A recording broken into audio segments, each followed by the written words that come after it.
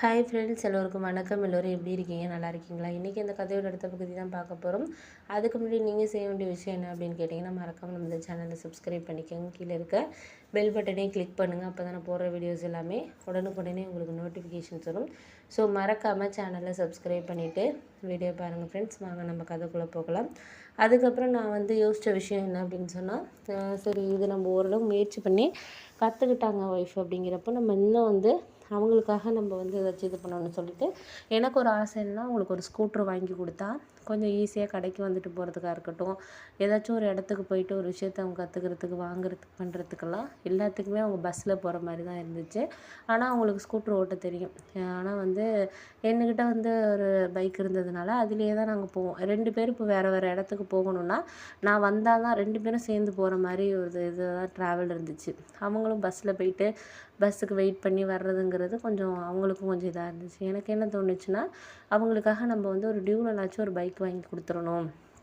அவங்களுக்கு வாழ்க்கையில் நம்ம செய்யறது அவங்களுக்கு நம்ம எதுவுமே பண்ணது கிடையாது. நம்மளுக்காக எல்லா விதத்துலேயுமே சப்போர்ட்டிவாக இருந்த ஒய்ஃபுக்கு நம்ம ஒரு வண்டி கிண்டி வாங்கி கொடுத்துறணும் அப்படிங்கிறது என் மனசுக்குள்ளே ஒரு விஷயம் போயிட்டே இருந்துச்சு. அதை எப்படி என்னால் இது பண்ண முடியுது அப்படிங்கிறது ரொம்ப ஒரு மாதிரி கஷ்டமாகவே தான் இருந்துச்சு. எதுவுமே நம்ம வாங்கி கொடுக்க முடியல, பண்ண முடியல அப்படின்ட்டு.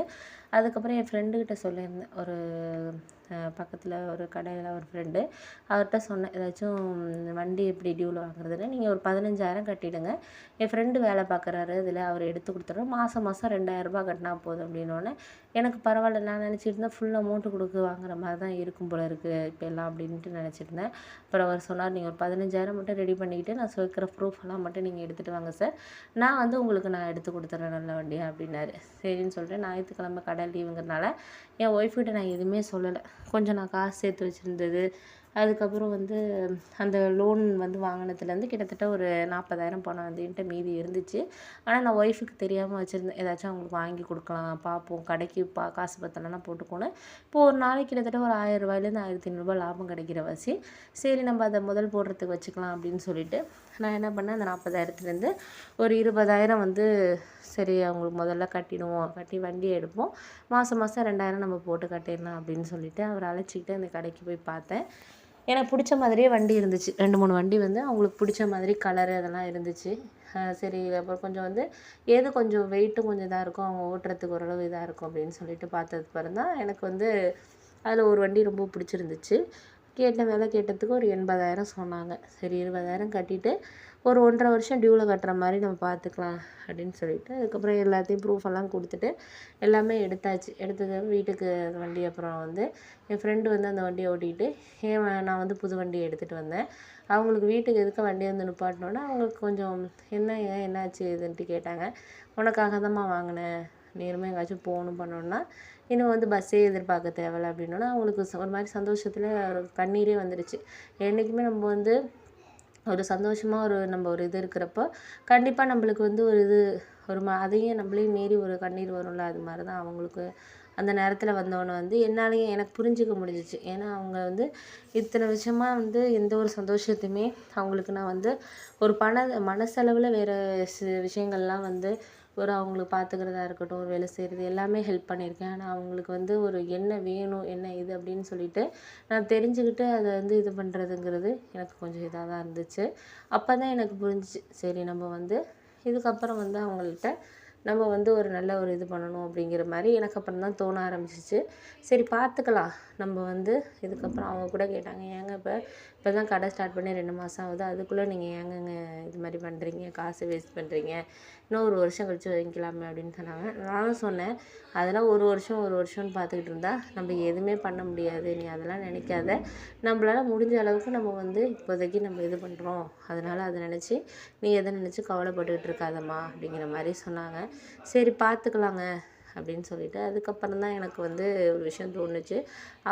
அவங்க நமக்காக தான் சொல்கிறாங்க, நம்ம கஷ்டப்படுறோம், லோன் வேறு கட்டணும், மாதம் 7,000 8,000 கட்டணும், அது வேறு இருக்குல்லங்க அப்படின்னோடனே பார்த்துக்கலாம் விடு, நம்ம அதெல்லாம் கட்டிக்கலாம், ஒன்றும் பிரச்சனை இல்லை, கூட காசு வந்தால் கூட நம்ம கட்டிட்டு போயிடலாம், அதை நினச்சிக்கிட்டு நீ இது பண்ணிக்கிட்டு மனசை போட்டு எதுவும் குழப்பிட்டு இருக்காத, நீ ஒரு இடத்துக்கு சந்தோஷமாக போகணும், இது பண்ணணும் அப்படின்ட்டா அதை நீ இது பண்ணிக்க, அதான் உனக்கு முக்கியம் அப்படின்னோடனே சரி ஓகேம்மா நம்ம பார்த்துக்கலாம், இதுக்கப்புறம் வந்து நீ அதை போட்டு வண்டி வாங்கிட்டாங்க, அது பண்ணிட்டாங்க, இது பண்ணிட்டாங்கன்னு நீ யோசிச்சுக்கிட்டு மனசை போட்டு குழப்பிக்கிட்டு இருக்காத. எல்லாம் சரியாயிடும். இந்த இதுங்கிறது நம்மளுக்கு உனக்கு ஒரு வண்டி வாங்கி கொடுத்துட்டேன்னா அதில் இருக்கிற ஒரு சந்தோஷம் எனக்கு வந்து நான் இப்போ ஒரு கடை வச்சு ஒரு லாபம் வந்தால் கூட அந்த சந்தோஷம் எனக்கு கிடைக்கல. உனக்கு ஒரு விஷயம் பண்ணுறப்ப தான் வந்து எனக்கு வந்து மன நிறைவாக இருக்குது அப்படின்னு சொல்லிட்டு சொன்னதுக்கப்புறம் சரி சரி அப்படின்னு சொல்லிட்டு அதுக்கப்புறம் அவங்க அம்மாவுக்கெல்லாம் ஃபோன் பண்ணி ரொம்ப சந்தோஷமாக என் ஒய்ஃபு சொல்லிகிட்டு இருந்தாங்க. அது கேட்குறப்ப எனக்குமே ரொம்ப சந்தோஷமாக இருந்துச்சு. சரி ஓகே அப்படின்னு சொல்லிட்டு அதுக்கப்புறம் என்னாச்சுன்னு பார்த்தீங்கன்னா, சில விஷயங்கள் வந்து நம்மளுக்கு என்றைக்குமே வந்து நம்மள சந்தோஷமாக வச்சுக்கிறவங்கள நம்மளும் சந்தோஷமாக வச்சுக்கிட்டோம்னா தான் அந்த சந்தோஷத்துலேயுமே ஒரு மதிப்பு இருக்குங்கிறது அப்புறம் தான் எனக்கு புரிய ஆரம்பிச்சு. எனக்கு அதுக்கப்புறம் தான் வந்து ரொம்ப ஒரு மாதிரி அன்றைக்கி ஒரு மன நிறைவான நாளாக வந்து போணுச்சு அப்படின்ட்டு சொல்லலாம்.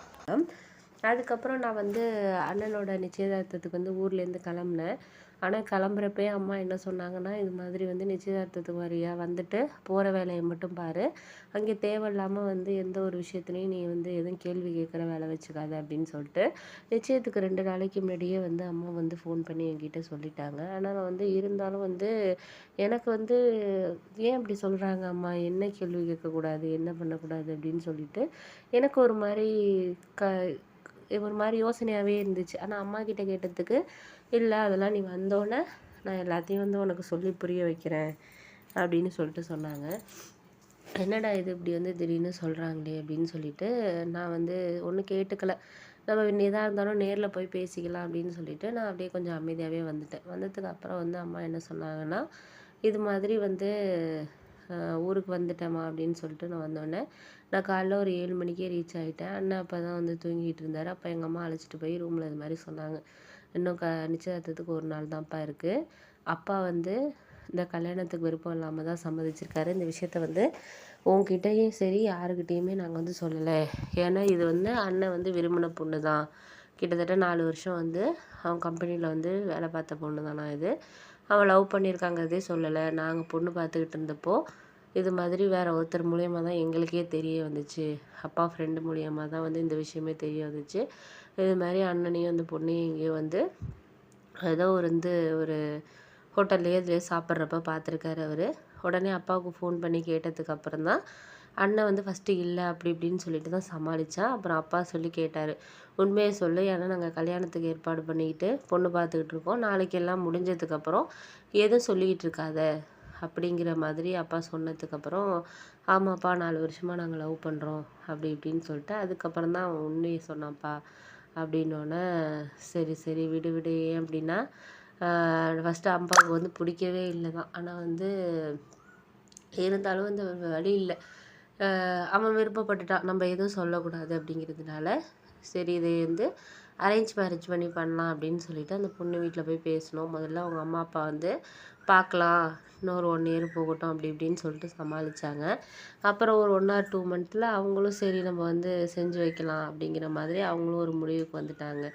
அதனால நானும் ஒன்றும் கேட்டுக்கலப்பா அப்படின்னோடனே, சரி சரி நம்ம வந்து சில விஷயங்களை வந்து என்ன தான் வந்து நம்ம சொன்னாலும் அவங்களுக்கு என்ன யோசனை இருக்கோ அதை மட்டும்தான் அவங்க செய்வாங்க நம்ம பிள்ளைங்க அப்படிங்கிறதுனால அண்ணன்கிட்ட வந்து இந்த மேரேஜை பற்றி நீ எதுவுமே கேட்டுக்காதப்பா, கேட்டுக்கிட்டு எதுவும் இது பண்ணிக்கிட்டு இருக்காத, நம்ம பார்த்துக்குவோம்ப்பா அப்படின்னோடனே சரி ஓகே ஓகே அப்படின்னு சொல்லிட்டு நான் சொன்னேன். அதுக்கப்புறம் என்னாச்சுன்னு பார்த்தீங்கன்னா, நான் வந்து யோசிக்கிறதுக்கு முன்னாடி நம்ம சில விஷயங்கள் என்ன தான் வந்து நம்ம வந்து கேட்கக்கூடாதுன்னு நினச்சாலும் நம்மளுக்கு அந்த நேரத்தில் கேட்காம இருக்க முடியாது. அந்த மாதிரி தான் என்னோட ஒரு மனோபாவம். அதனால தான் அம்மா வந்து என்கிட்ட வந்து இந்த விஷயத்தை பற்றி நீ யாரும் சொந்தக்காரங்களாக இருக்கட்டும் வர்றவங்க அவங்ககிட்ட எதுக்கிட்டையும் வந்து யாரை பற்றியும் வந்து நீ கேட்க வேண்டாம் அப்படிங்கிற மாதிரி எங்கள் அம்மா வந்து சொல்லிட்டாங்க. அதுக்கப்புறம் சரி ஓகே அப்படின்னு சொல்லிட்டு நானும் எதுவும் கேட்டுக்கல. அதுக்கப்புறம் மறுநாள் நிச்சயதார்த்தம் எல்லா ரிலேட்டிவ்ஸும் வந்து வந்தாங்க. வந்ததுக்கப்புறம் வந்து என்னாச்சுன்னு பார்த்தீங்கன்னா, எங்கள் சித்தி மட்டும் என்கிட்ட வந்து கேட்டாங்க, இது மாதிரி வந்து என்னடா பொண்ணு ரொம்ப அழகாக இருக்குது, அண்ணனுக்கு எங்கே இவ்வளோ இதாக அலைஞ்சு பிடிச்சிங்களா அப்படி இப்படின்னு சொல்லிட்டு என்னை ஒரு மாதிரி கிண்டல் பண்ணாங்க. உடனே வந்து கிண்டல் பண்ணோடனே எனக்கு வந்து அவங்க ஏதோ தெரிஞ்சுக்கிட்டு தான் கேட்குறாங்கன்னு சொல்லிட்டு சரி சரி வாங்க சித்தி அப்படின்னு சொல்லிட்டு நான் பாட்டுக்கு போயிட்டேன். இது மாதிரியே தான் எங்கள் அத்தை அது மாதிரி ஒரு சொந்தத்தில் இருக்கிறவங்களும் ஏதாச்சும் ஒரு அவங்களுக்கு ஏதோ ஒரு விஷயம் தெரிஞ்சிருக்கு யார் மூலியமாவோ அதை வந்து எங்கள் மூலியமாக வந்து கேட்டுக்கிறதுக்காக வந்து தெரிஞ்சவங்க அவங்க பாட்டுக்கு இருக்க வேண்டியது, அதை வந்து நம்ம வயலை கேட்டு தெரிஞ்சுக்கணுன்னே பாதி வந்து என்கிட்ட கேட்டாங்க. அதனால நானும் சரி ஏன்னா நம்ம வந்து சொல்லாமல் இருக்கக்கூடாது, நம்ம கடமை வந்து சொல்லணும் அப்படிங்கிறது மாதிரி தான். அதனால நான் வந்து எதுவும் சொல்லலை அப்போதைக்கு, கொஞ்சம் அமைதியான அம்மா வந்து நிச்சயம் முடிகிற வரைக்கும் எதுவும் நீங்கள் வந்து எதுவும் பேசிக்க கூடாது, பண்ணக்கூடாது, நீ அதை பற்றியும் பேசாமல் உன்னால் வந்து எந்த விஷயமும் எதுகிட்டையும் வந்து சொன்ன அப்படின்னு சொல்லிட்டு இருக்கக்கூடாது அப்படிங்கிற மாதிரி வந்து எங்கள் அம்மா வந்து என்கிட்ட சொல்லிட்டாங்க. சொன்னோன்னே சரி ஓகே அப்படின்னு சொல்லிட்டு நானும் வந்து எதுவுமே சொல்லலை. அதுக்கப்புறம் நிச்சயதார்த்தம்லாம் முடிஞ்சிருச்சு. முடிஞ்சதுக்கு அப்புறம் வந்து வீட்டுக்கு வந்ததுக்கப்புறம் அம்மா என்கிட்ட கேட்டாங்க, என்ன எல்லாரும் என்னடா சொன்னாங்க என்ன அப்படின்னு சொல்லிட்டு கேட்டாங்க. நானும் அதுக்கப்புறம் நடந்த விஷயத்த எல்லாத்தையுமே வந்து அம்மாக்கிட்ட வந்து சொன்னேன். சரி நல்லது தான்ப்பா, நீ எப்போ கிளம்புற அப்படின்னு கேட்டாங்க.